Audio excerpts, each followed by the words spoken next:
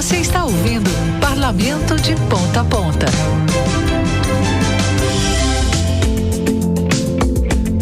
Sua mente de ponta a ponta.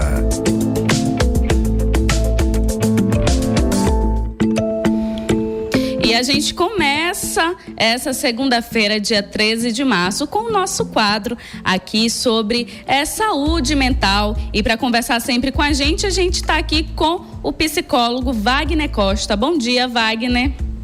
Bom dia, Nanda. Bom dia, Kelvin. Bom dia a todos os ouvintes da Rádio Assembleia.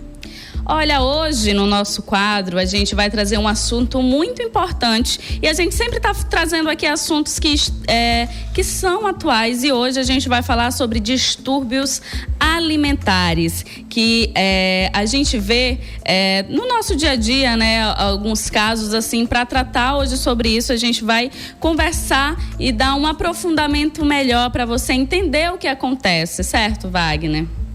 Isso, vamos lá, vamos conversar, porque esse é um tema que aos poucos ele vem ganhando espaço em função de nós percebermos o aumento da obesidade e de alguns comportamentos mesmo que são considerados transtornos alimentares, principalmente entre os jovens.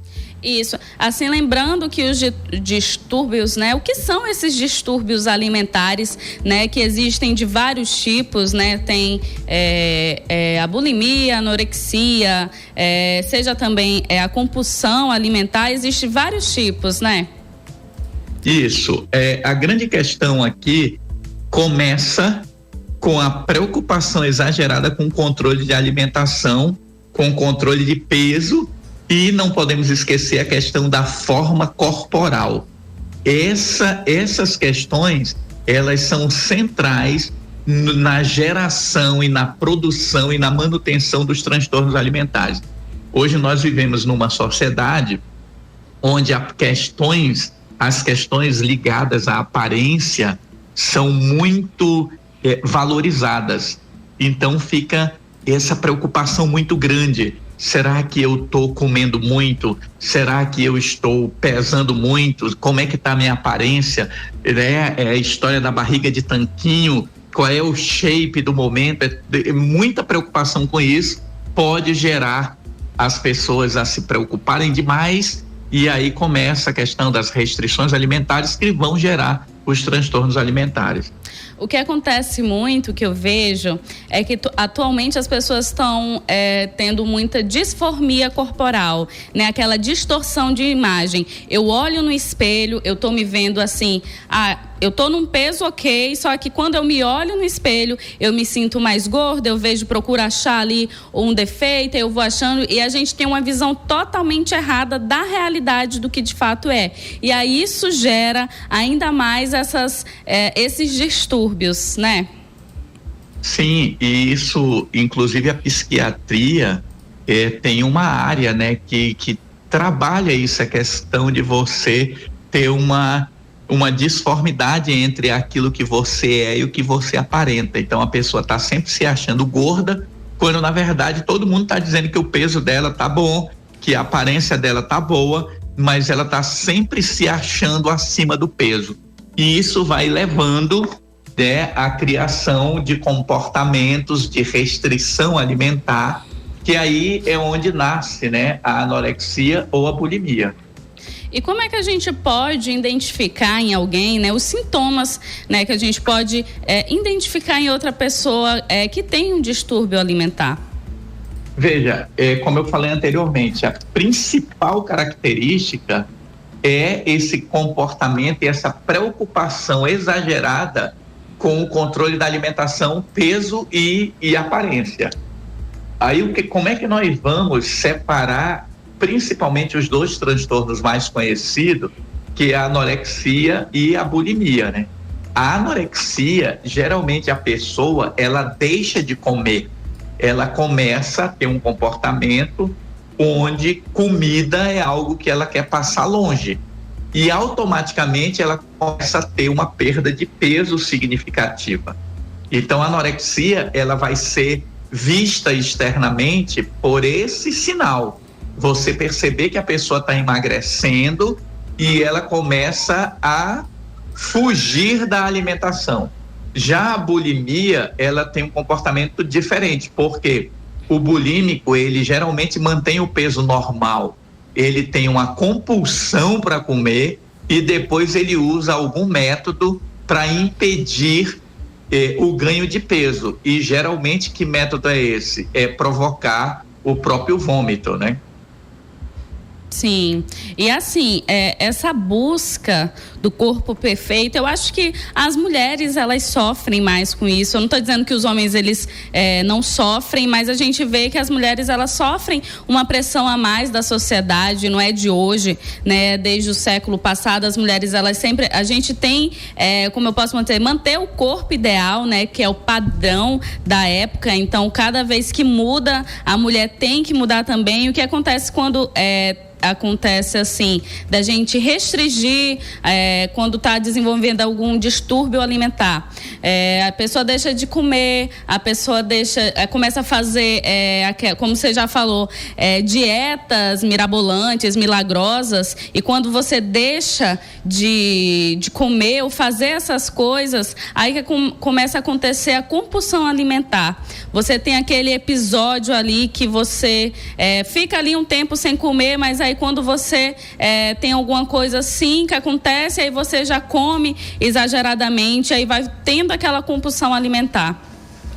Sim, e observa que, como você falou, geralmente as mulheres têm mais prevalência e incidência, né? A gente percebe isso mais nas mulheres, exatamente em função dessa cobrança hoje da aparência feminina e de uma valorização excessiva em relação a exercícios, que aí vem a questão da forma do corpo. E hoje nós estamos aí investindo muito, né? A sociedade investe muito nessa questão da aparência e as pessoas terminam sem perceber. Aí vai ter outros fatores que são questões sociais, psicológicas, a genética de cada um para desenvolver os transtornos alimentares. Porque, como você disse, onde é que começam esses transtornos? Eles começam numa fase de excessivo controle de peso. Algumas pessoas desenvolvem esse transtorno a partir de algum adoecimento. Ela tem um problema de saúde e aí dali surge um transtorno alimentar. Mas muitas pessoas, principalmente os jovens, eles desenvolvem os transtornos alimentares a partir da adolescência, em função dessa necessidade exagerada de se mostrar para o outro numa forma, num shape social desejado. Sim, os jovens, né, a gente tem muita, o que acontece? Muitas pessoas, elas não têm a capacidade de lidar com as emoções, seja o estresse, seja a ansiedade, e muitas vezes as pessoas associam, né, a comida ao sentimento de estar bem. Acontece algum problema, eu estou com algum estresse no trabalho, eu estou triste, aí eu como para me manter feliz ali, para ter aquele momentinho de felicidade que seria quando eu estou comendo. Então, como é que a gente pode começar a mudar esse pensamento, a buscar outros meios de não buscar o refúgio na comida? Olha, eu acredito que uma das coisas que nós precisamos trabalhar com os jovens é a questão da autoestima, porque algumas teorias colocam que transtornos alimentares eles podem surgir exatamente da baixa autoestima. Porque o que acontece? Quando a pessoa tem baixa autoestima, geralmente ela tem pensamentos negativos sobre si mesma e visão distorcida do mundo. Isso leva a ela valorizar as experiências de fracasso. Os fracassos fazem parte da vida, mas como ela tem baixa autoestima e ela se acha inferior, qualquer fracasso que ela tem, ela supervaloriza e ela começa a fazer uma generalização de tudo. Isso, na cognição, vai fazendo com que a pessoa se torne vulnerável. E, por um outro lado, a baixa autoestima gera uma preocupação excessiva com o peso.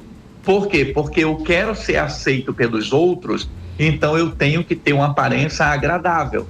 E aí eu começo a fazer dieta restritiva isso pode gerar compulsão. Então tem gente que tem aquela questão, né, da bulimia, a pessoa começa a ter muita restrição de alimento, chega um momento ela não aguenta, aí ela come, e aí ela pensa, vou engordar, aí o que ela vai fazer? Ela provoca o vômito, entendeu? Então Sim. Gera esse círculo vicioso, né? Esse ciclo vicioso que faz com que a pessoa vá desenvolvendo o transtorno. Chega a um ponto que ela não comeu, mas ela fica pensando que ela necessita produzir o vômito para não engordar. E isso vai gerando outras disfunções fisiológicas, vai gerando outros problemas de saúde. Sim, a bulimia ela causa aí diversos problemas, como gastrite, né? A pessoa começa a desenvolver alguma doença, né? Lembrando que esses transtornos alimentares, esses distúrbios alimentares, eles também pessoas com depressão, ansiedade, com transtorno obsessivo compulsivo, elas estão assim propensas a ter um distúrbio alimentar, né? Porque esse culto excessivo ao corpo, desse corpo perfeito, né? A gente fala que o importante é a pessoa se manter saudável, não é sendo magrinha, não é esse corpo ideal, perfeito, mas ela se sentir bem como ela está, porque assim, muitas pessoas usam, a pessoa quando vê um pouquinho uma pessoa acima do peso, certo, pensa que a pessoa já não está tão saudável, já pode ter vários problemas, mas a gente também tem que ver que quando uma pessoa também está muito magra, a gente sabe que magreza não é sinônimo da pessoa estar saudável. Então são pensamentos que eles estão enraizados nos nossos pensamentos, na nossa sociedade, e se desprender de tudo isso é muito difícil para a sociedade, mas é um caminho que a gente tem que procurar, porque assim, muitas pessoas estão ficando doentes porque com essa busca excessiva do corpo perfeito, do rosto perfeito também, a gente vê muitas mulheres, né? Muitas mulheres e homens também, o tempo todo fazendo harmonização facial, botox, colocando alguma coisa ali, modificando o rosto, o corpo o tempo todo. O que a gente vê atualmente também é muitas mulheres fazendo, né, a lipoled, que é aquela cirurgia plástica que faz a pessoa ter o abdômen ali perfeitinho. Então são coisas que a gente cada dia mais vê na nossa sociedade. Sim, o importante aqui, que eu diria que a população de um modo geral precisa começar a pensar, é viver numa sociedade saudável. E quando nós pensamos, hoje sabe-se que a obesidade virou um problema de saúde pública, então nós sabemos que grande parte da população está acima do peso, e aí quando se fala acima do peso, nós não estamos falando da forma. Sim. Porque às vezes alguém pode me parecer gordo e aí eu achar que ele é obeso, mas ele pode ter muito músculo. Desculpa. Ele pode ter muito músculo. Então, não se vê mais aquela ideia do índice de massa corporal, né, o IMC, como, se o teu IMC tá tanto, você tá obeso. Hoje o que se vê é o percentual de gordura no corpo. E outros indicadores da saúde. Então é importante a sociedade começar a pensar, eu estou comendo saudavelmente? Aquela questão de consumir proteína, consumir as fibras necessárias. Então eu começar a pensar numa alimentação mais saudável e incluir movimento na minha vida. Sim. Ananda, uma coisa que se percebe muito hoje é que as sociedades, conforme a gente vai eu vou usar a palavra modernizando, industrializando, nós diminuímos o movimento. Então nós não temos mais movimento para muita coisa. Antes você tinha que levantar do seu sofá para ir até a televisão para mudar de canal. Hoje você faz sem se mexer. Sim, a tendência é sempre procurar. Não vai mais. Não, pode continuar. Não, eu digo assim, você hoje não vai mais no restaurante, a comida vem até você. Então você começa a diminuir o seu movimento. A regra básica é o seguinte: se eu estou ingerindo mais calorias do que eu estou gastando, eu vou engordar. Então eu diria, é preciso incluir movimento na nossa vida. Varra a casa, vá levar as coisas ali, vá comprar seu pão. Se você vai de bicicleta um dia, vá andando, se for possível, porque esse movimento vai mudando a minha percepção do mundo. Eu acredito que nós estamos ficando cada vez mais obesos enquanto sociedade, porque nós estamos perdendo a capacidade de movimentação. É isso. Sim, é interessante você falar isso, porque realmente a gente quer o tempo todo soluções práticas para os nossos afazeres do dia a dia. Até o ventilador, já hoje em dia existe o controlezinho ali para poder ligar, qualquer afazer do dia a dia ali já tem uma solução prática. A gente está o tempo todo procurando soluções práticas para os nossos afazeres e que realmente faz com que a gente fique parado, não busque nos movimentar. Então, um conselho também, né, procurar, como você falou, aí movimentar, seja para ter uma mudança, né, ali na sua vida, começar aos pouquinhos, começando a inserir novos hábitos, fazer coisas ali no dia a dia que melhorem, né? Porque esses distúrbios, esses transtornos alimentares, eles estão tão presentes, e eu acho também que algo que viabiliza tudo isso também é as redes sociais, porque muitas vezes a gente vê stories, principalmente, de pessoas que acordam 5 horas da manhã, talvez 4 horas, aí já vai... faz o exercício, vai para academia, depois faz o café da manhã, tá indo para o trabalho, depois vai para um cross, depois faz um monte de coisas. Aí a gente talvez, quando vê tudo isso, também se sente incapaz. Nossa, como é que a pessoa consegue fazer tudo isso e eu ali no meu dia a dia não consigo fazer? Talvez também possa ser algo irreal, tipo, a gente tem que fazer o que dá no nosso dia a dia. Não é colocar, a gente se comparar com o outro, porque o que acontece? A gente vê tantas coisas no Instagram, principalmente, seja Instagram, Facebook, Twitter, TikTok, seja todas essas redes sociais aí, a gente vê as outras pessoas fazendo um tantão de coisas, também tendo um corpo perfeito, e a gente fica o tempo todo naquela comparação. Quero ser assim, quero fazer isso, e a gente não consegue e se frustra. É verdade. Hoje o que a gente percebe é que as redes sociais, elas geram essa comparação. Eu mesmo às vezes fico me perguntando, né? Às vezes eu vejo algumas pessoas nas redes sociais, aí eu me pergunto, mas como é que a pessoa consegue fazer todas essas coisas? E a gente, se não se cuidar, a gente vai transformar a nossa vida numa comparação com os outros. Porque, na verdade, a minha vida está muito boa para mim.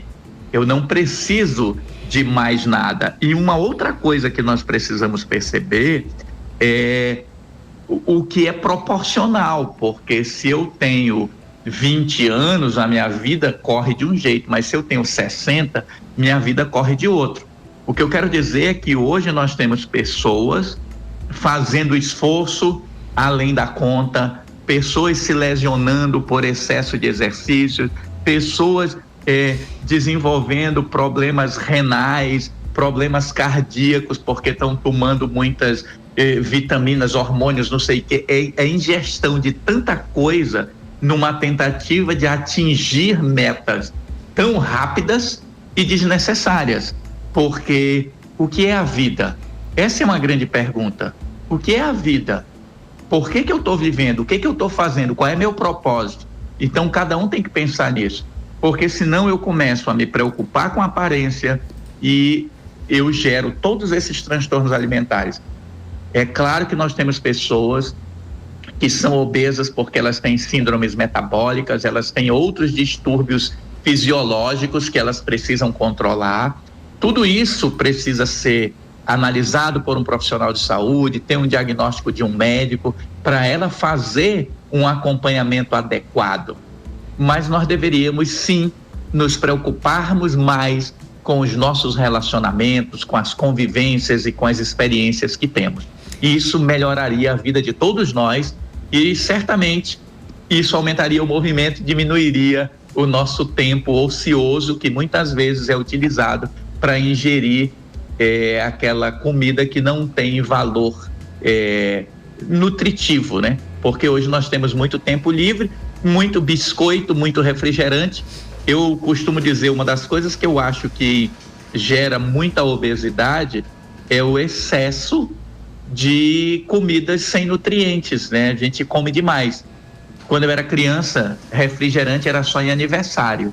Hoje as pessoas estão tomando refrigerante no almoço, no jantar, e tem uns que tomam no café da manhã. É óbvio que isso vai gerar um problema de saúde para você. Sim, verdade, Wagner. Gente, é sempre bom trazer esses assuntos aqui, porque o que as pessoas precisam começar a ter também foi até um conselho que eu ouvi, que a gente tem que separar o que é fome real e o que é a fome emocional, porque quando você, assim, eu quero comer um hambúrguer, eu quero comer uma pizza, eu quero comer alguma coisa assim, você não tá com uma fome real, porque você tá com aquela fome emocional, você tá com desejo de comer alguma coisa. Mas se você tá com fome real e você pensa assim, poxa, eu quero comer um arroz com feijão e uma carne ali, uma salada, aquilo já me satisfaz porque eu tô com uma fome real. Então aquilo é fome de verdade. Então a gente tem que começar a entender o que é a fome ali que é aquela fome emocional que está sendo gerada por algum sentimento ali, seja de ansiedade, seja de estresse, do que é fome real mesmo, que você precisa comer comida de verdade. Isso é uma distinção que nós estamos perdendo a capacidade, né? Primeiro porque a gente estabeleceu o horário para comer em função da organização social. E aí, às vezes, você termina comendo mais do que deveria.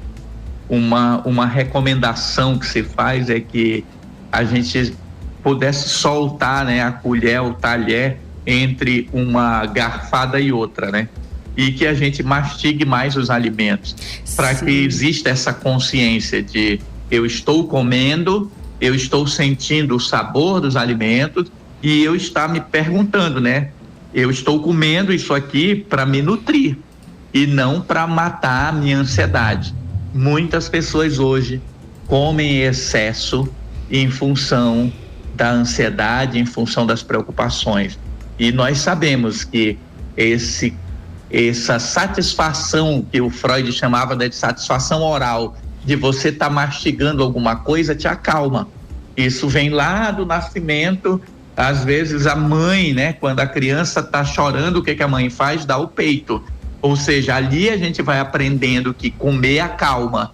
E nós precisamos romper esse ciclo para dizer assim, olha, eu vou comer porque eu estou necessitando me alimentar. E eu vou escolher comer isto ou aquilo porque isso é mais saudável para mim.